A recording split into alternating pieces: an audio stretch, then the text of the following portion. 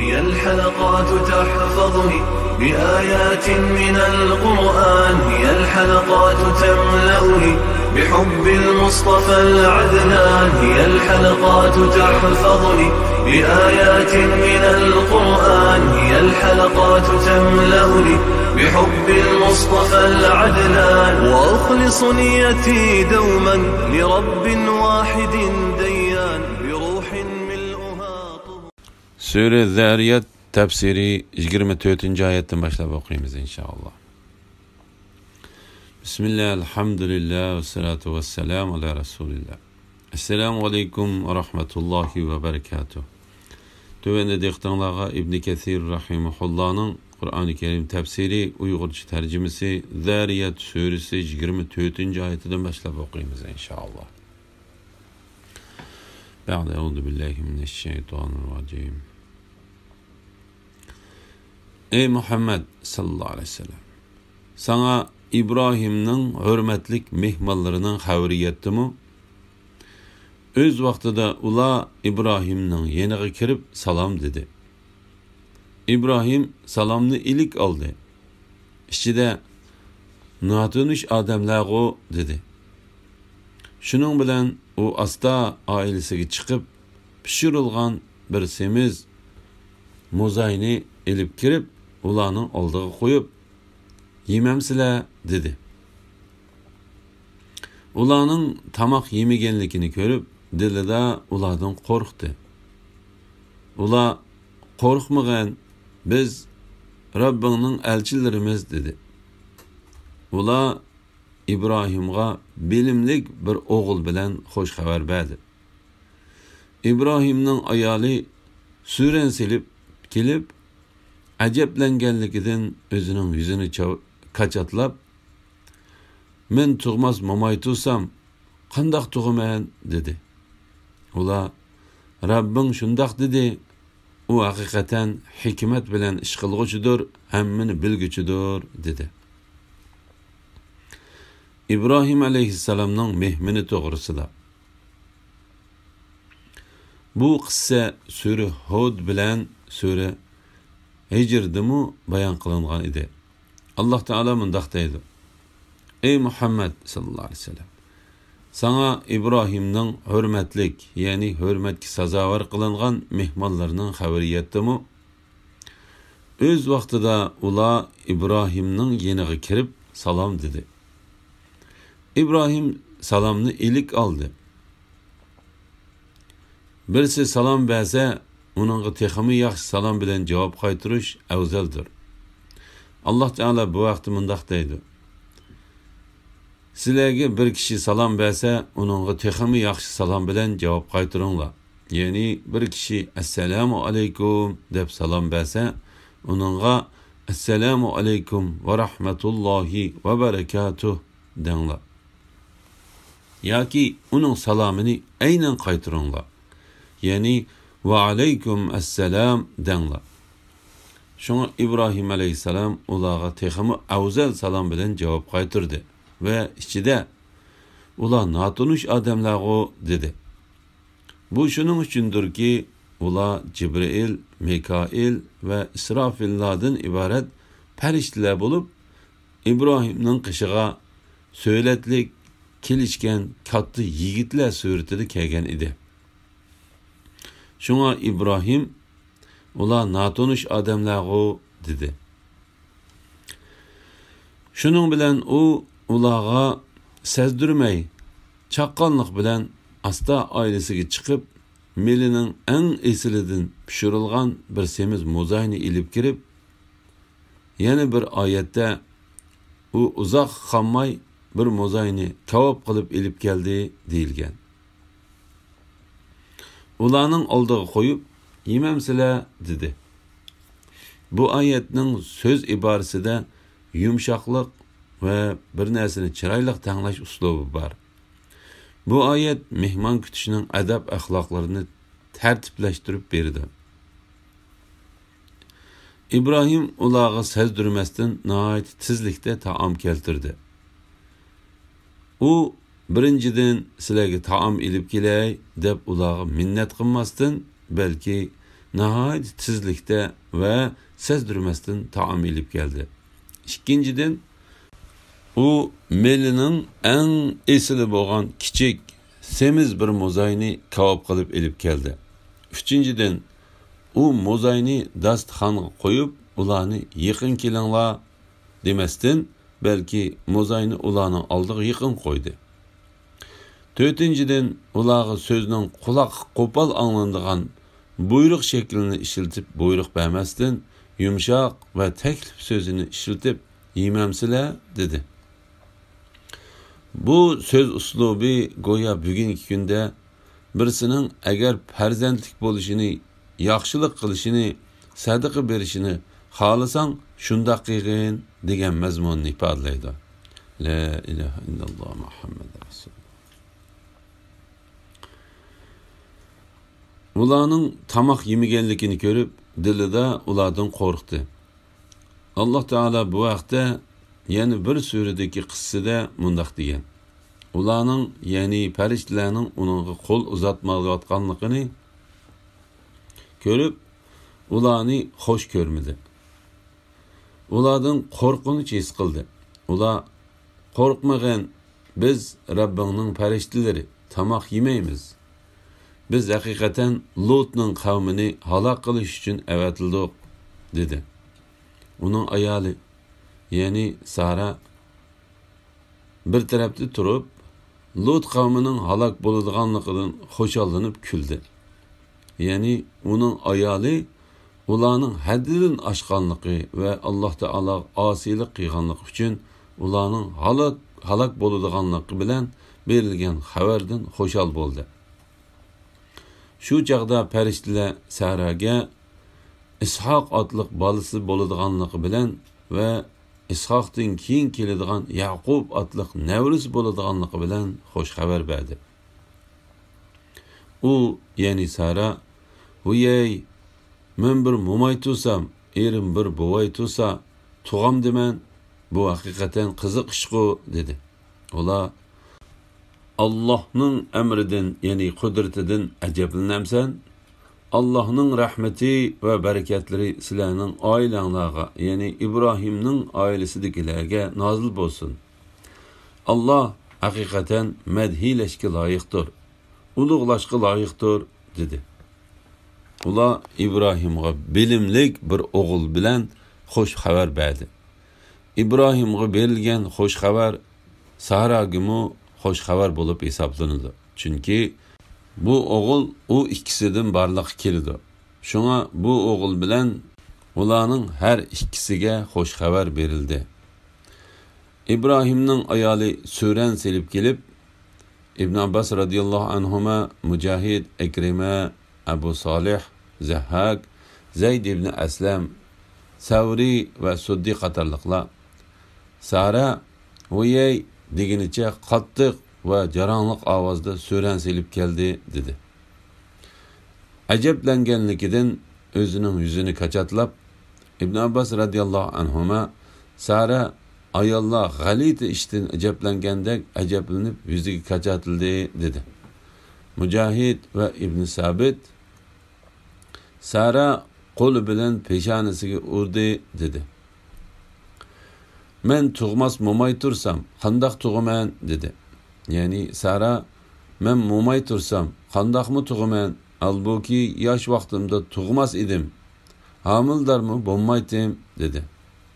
Ular, ya'ni farishtalar, "Rabbing shundoq dedi. U haqiqatan hikmat bilan ish qilguvchidir, hammani bilguchidir", dedi. Ya'ni Alloh taolo sizlarga tegishli bo'lgan karomatni obdan bilguchidir. Sözlerini ve işlerini hikmet bilen kılgıcıdır. İbrahim, "Ey elçiler, sizler nima iş bilen evetildinlar", dedi. Ular, "Biz hakikaten bir günahkar kavmni halak kılış için evetildik. Yani Lot kavminin üstüge laydan pişirilgan taş yağdırış için evetildik. Ularning üstüge Rabbingning dargohida gunohi haddidan oshquchilar uchun belgi qo'yilgan, ya'ni halok qilinguchining ismi yozilgan laydan pişirilgan taş yağdırımız. Halak bolmasın deb Lutning shahridagi mu'minlarni sirtqa chiqarib etdik. Biz u shahardan musulmonlardan faqat bir oilani topdik. U shaharda qattiq azobdan qo'rqadiganlar uchun nishon qoldirdik. Farishtalarning Lutning qavmini halok qilish ishi bilan avatilganligi to'g'risida. Alloh taolo İbrahim aleyhisselamdan xabar berib mundaq degan edi. İbrahimdan qo'rqinish yo'qolgan hamda xo'sh xabar uning yetgan chaqda u biz bilan Lutning qavmi to'g'risida munoziralashishga kirishdi. İbrahim bo'lsa haqiqatan ko'ngli ko'ksi keng, ko'p aqcha kuchi, ya'ni dili yumshoq, hamma ishda Allohga murojaat qilguvchi zotdir. Farishtalar aytdi: "Ey İbrahim, buni, ya'ni Lut qavmi to'g'risida munozirlashishni qo'ygan.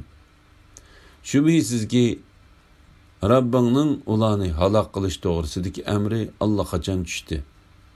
Ularga cho'qim munozirlashish yoki shafaat qilish bilan qaytirg'ili bo'lmaydigan azob tushdi." İbrahim: "Ey elchilar, sizlar nima ish bilan avatildinglar, ya'ni nima ishinglar bor, nima ishga keldinglar?" dedi. Ular: "Biz haqiqatan bir gunohkor qavmni, ya'ni Lutning qavmini halok qilish uchun avatildik. Ularning ustiga Rabbingning dargohida gunohi haddidan oshquchilar uchun belgi qo'yilgan, ya'ni har bir toshqa shu tosh so'qadigan gunohkorning ismi yozilgan, laydan pishirilgan tosh yog'diramiz" dedi. Alloh taolo sura Ankabutda mundaq deydi: "İbrahim u shaharda Lut bog'i, ya'ni Lutga o'xshash bir yaxshi payg'ambar turayotgan shahar aholisini qandoqmi halok qilasizlar?" dedi. Farishtalar aytdi: "Bu shaharda bor kishilarni biz, ya'ni Lutni va uningga ergashgan mu'minlarni obdan bilamiz. Uni va uning ayolidan boshqa kishilarni albatta qutuldiramiz. Faqat ayoli kufrida qavmiga ham nafas bo'lganligi uchun qilib halok bo'lguchilardan bo'ladi." Halok bo'lmasin deb Lutning shahridagi mu'minlarni sirtqa chiqarib etdik. Bu mu'minlar Lut va uning ayolidan boshqa oilasidagi kishilar edi. Uning ayoli bo'lsa halok bo'lguchilar bilan birga qoldirildi. Qoldirib qo'yildi. Biz u shahardan musulmonlardan faqat bir oilani topdik. U shaharda qattiq azobdan qo'rqadiganlar uchun nishon qoldirdik. Ya'ni ularga nozil qilingan azob oqibat va sopol toshlar bilan xaroblikqa aylangan shaharni va'zi nasihat oladiganlar uchun ibrat qilib qoldirdik. Ularning joyini sesq ko'lga aylantirib etdik. Uningda qattiq azobdan qo'rqadigan mu'minlar uchun ibrat bor. Musaning qissasidimi bir turlik alomat bor. O'z vaqtida uni biz Fir'avnga ro'shan dalil bilan avatdik. Fir'avn o'z qo'shuni bilan iymondan yuz o'rdi. U Musa sehrgardir yoki majnundir dedi. Fir'avnni va uning qo'shunini jazoladik. Ularni dengizga tashladik. Fir'avn ayblanguchidir. Adning qissidimi bir turlik alomat bor. O'z vaqtida ularga yomon bo'ronni avatdik. U, ya'ni bo'ron, har qanday narsaning yenidan o'ssa, uni chirigan so'ngakdek tutma talang qilib o'tadi. Samudning qissidimi bir turlik alomat bor. O'z vaqtida ularga sizlar vaqtliq foydalaninglar dedik. Ular Rabbining amriga qarshi chiqdi. Ularni chaqmoq halok qildi. Halbuki ular azobning tushayotganligini ko'zlari bilan ko'rib turadi. Ular azob tushgan vaqtda o'rinlaridan turishqimi, o'zlarini qo'g'dashqimi qodir bo'lolmadi. ilgari Nuhning qavmini halok qildik. Ular haqiqatan fosiq qavm edi. Fir'aun, Ad, Samud ve Nuh qavmining qissalaridagi ibratlar to'g'risida. Musa'nın qissadimi bir turlik alomat bor. O'z vaqtida uni biz Fir'aunga ro'shan dalil bilan avatdik. Fir'aun o'z qo'shuni bilan iymondan yuz o'rdi. Ya'ni Fir'aun cho'ngchilik qilib va Musa alayhissalom uningga elib kelgan ro'shan haqiqatni bilib turib, uningga qarshilik qilgan asosda yuz o'rdi. Alloh taolo bu vaqtda mundaq deydi: u kishilarni Allohning yo'lidan ozdirish uchun mag'rurona yurdi. Ya'ni haqiqatdan yuz o'ridi va cho'ngchilik qildi. U Musa sehrgardir yoki majnundir dedi. Ya'ni ey Musa, sening menga ilib kelgan ishingdan, ya'ni diningdan aniqki sen sehrgar yoki majnundan boshqa narsa emas. Alloh taolo mundaq deydi: Fir'aunni va uning qo'shonini jazoladik. Ularni dengizga tashladik. Ya'ni ularni suvga g'arq qildik. Fir'aun ayblangichidir. Ya'ni malomatga uchrag'ichi kofirdir. Haqni inkor qilg'ichi va qarshi chiqqichi gunohkordir. Adning qissadimi bir turlik alomat bor. O'z vaqtida ularga yomon, ya'ni hech narsaga foydasiz bo'lgan vayron qilg'ichi bo'ronni avatdik. U, ya'ni bo'ron har qanday narsaning yenidan o'ssa, ya'ni vayron qiladigan bo'ron har qanday narsaning yenidan o'ssa, uni chirigan so'ngakdek tutmi-talon qilib o'tadi. Said ibn Musayyab va boshqalar Alloh taoloning o'z vaqtida ularga yomon bo'ronni avatdik degan oyatini tafsir qilib, u janubdan chiqqan bo'rondir dedi. Imom Buxoriy va Muslim Ibn Abbas radhiyallohu anhumadan payg'ambar alayhissalomning mundaq deganligini rivoyat qiladi: Men Sharq shamoli bilan yordam berildim. Ad qavmi G'arb shamoli bilan halok qilindi. Samudning qissadimi bir turlik alomat bor. O'z vaqtida ularga sizlar vaqtlik foydalaninglar dedik. Alloh taolo bu vaqtda mundaq deydi: Samudga bo'lsa to'g'ri yo'lni ko'rsatdik. Ular hidoyatdan ko'rliq, ya'ni gumrohlikni ortiq bildi. Qilmishlari tufaylidan ularni xor qilg'uchi chaqmoq azobi halok qildi. Shundaqla Alloh taolo bu yerdami mundaq deydi: Samudning qissadimi bir turlik alomat bor. O'z vaqtida ularga sizlar vaqtlik foydalaninglar dedik. Ular Rabbining amriga qarshi chiqdi. Ularni chaqmoq halok qildi. Halbuki ular azobning tushayotganligini ko'zlari bilan ko'rib turadi. U mundaq yuz berdi. Ular azobning tushishini 3 kun kutdi. Azob ularga 4-kuni deganda tong yo'rg'an mezgilda keldi. La ilaha illalloh Muhammad rasul. Ular azob tushgan vaqtda o'rinlaridan turishqimi, o'zlarini qo'g'dashqimi qodir bo'la olmadi. Ya'ni o'zlariga tushgan azobdan qo'g'dinishqimi va qechib qutulishqimi qodir bo'la olmadi. G'olib va buyuk Alloh mundaq deydi: Ulardan ilgari Nuhning qavmini halok qildik. Ular haqiqatan fosiq qavm edi. Bu qissalarning hammasi ilgariki nurg'un surlarda ko'p qitim tafsili bayon qilingan. Osmonni qudrat bilan barpo qildik. Biz haqiqatan qudratlikmiz. Zaminni yoydik. Biz nima degan yaxshi yoyg'uchimiz? Sizlarning ibrat ilishinglar uchun har bir narsani jup yaratdik. Ey Muhammad sallallohu alayhi vasallam, aytqinki, Alloh tarafga qichinglar.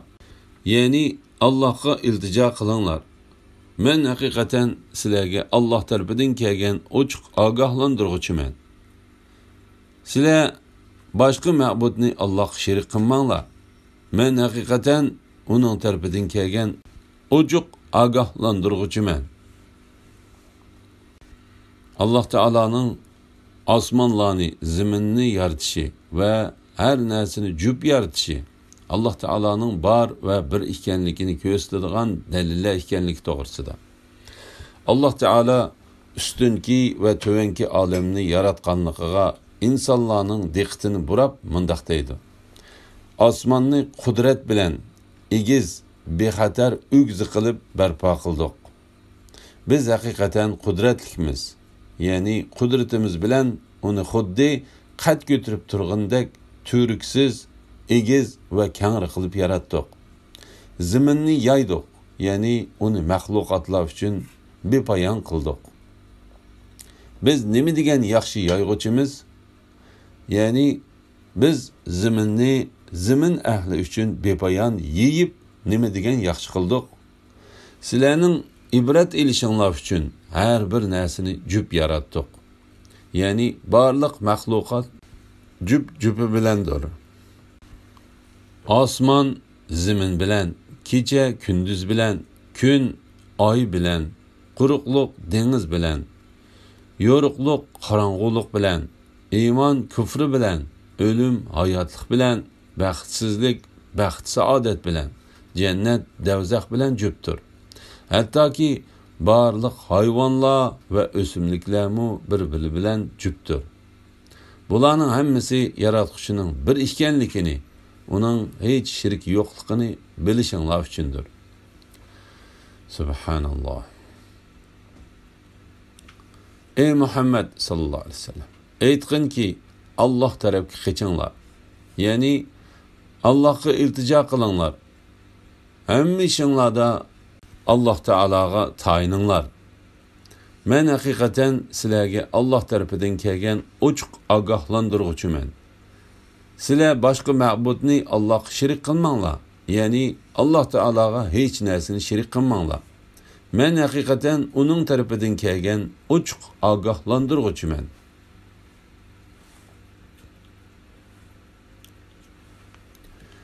Ulardan ilgiriki ummatlarmu shundoq edi. Ularga her payg'ambar kelsalar, ular uni bir sehrigar yoki bir majnun dedi. Ular payg'ambarlarni inkor qilishni bir-biriga tavsiya qilishganmi? Hargiz undaq emas. Ya'ni ular bir-biriga undaq tavsiya qilishgan emas. Ular haddidan oshqich qavmdir. Ulardan yuz o'rgin. Sen malomat qiling'ichi emassan. Va'zi nasihat qilgin. Va'zi nasihat mu'minlarga foydali. Jinlarni, insonlarni faqat men ibodat qilish uchun yaratdim. Ulardan men rizq tilamayman va ularning meni oziqlantirishini tilamayman. Allah haqiqatan hammaga rizq berguchidir, qudratlidir. Allah'ның quvvati ortiqdir. Özleriga zulm qilganlarning azobdan o'tganki halok bo'lgan do'stlarining nasibisidek nasibisi bo'ladi. Ular azobimga aldiratmasin. Kafirlarga va'da qilingan kundan kafirlarga voy. Har bir qavmning o'z payg'ambarini inkor qilish yo'lining o'xshash ekanligi to'g'risida.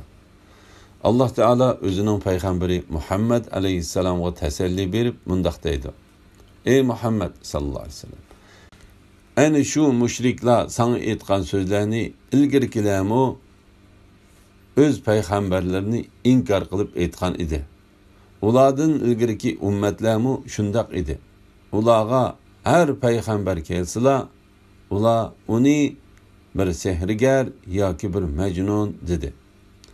Ular payg'ambarlarni inkor qilishni bir-biriga tavsiya qilishganmi? Ya'ni ularning ba'zisiga bu so'zni tavsiya qilganmi? Hargiz undaq emas.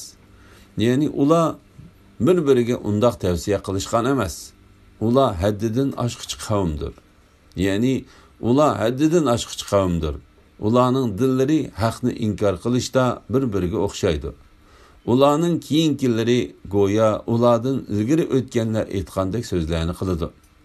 Alloh taolo mundaq deydi: Ey Muhammad sallallohu alayhi vasallam, ulardan yuz o'rgin. Sen malomat qiling'uchi emassan. Ya'ni bundaq qilganing uchun seni ayblamaymiz. Va'zi nasihat qilgin. Va'zi nasihat mu'minlarga foydali. Ya'ni chin dilidan iymon etganlar va'zi nasihatdan cho'qim foydalanadi. İnson bilan jinning faqat Alloh taologa ibodat qilish uchun yaratilganligi to'g'risida. Jinlarni, insonlarni faqat men ibodat qilish uchun yaratdim. Ya'ni men ularga muhtoj bo'lganligim uchun emas, balki faqat men ibodat qilishga buyurish uchun yaratdim. Ali ibn Abu Talha ibn Abbas radhiyallohu anhumaning faqat men ibodat qilish uchun yaratdim degan oyatning ma'nosini insonlar va jinlar faqat ixtiyoriy yoki majburiy holda men ibodat qilishni e'tirof qilishlari uchun yaratdim deganlik bo'ladi deganlikni rivoyat qiladi. Ulardan men rizq tilamayman va ularning meni oziqlantirishini tilamayman. Alloh haqiqatan hammaga rizq berguchidir, qudratlidir. Allohning quvvati ortiqdir. Bu oyatning ma'nosi mundaqdir. Alloh taolo bandalarni hech shirik bo'lmagan yolg'iz o'ziga ibodat qilish uchun yaratdi. Kimki Alloh taologa itoat qilsa, Alloh taolo uningga to'liq mukofot berdi.